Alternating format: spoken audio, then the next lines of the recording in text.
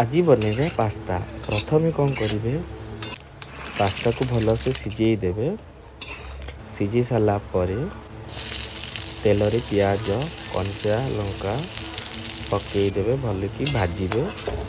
ଭାଜି ସାରିଲା ପରେ ଅଦା ରସୁଣ ପେଷ୍ଟ ପକାଇଦେବେ। ପକାଇ ସାରିଲା ପରେ କଟା ଟମାଟର ପକାଇଦେବେ, ଭଲସେ ଭାଜିବେ। ତାପରେ ହଳଦୀ ଦେବେ, ତାପରେ ଭଲକି ଭାଜିବେ। ତାପରେ ପାସ୍ତା ଗୁଡ଼ା ପକାଇଦେବେ। ଲୁଣ, ଚିକେନ୍ ମସଲା ପକାଇଦେବେ, ମ୍ୟାଗି ମସଲା ପକାଇଦେବେ। ତାପରେ ପାସ୍ତା ମସଲା ପକାଇଦେବେ। ପକାଇଦେଲେ ଭଲକି ଗୋଳେଇ ସାରିଲା ପରେ ହେଇଯିବ ପାସ୍ତା।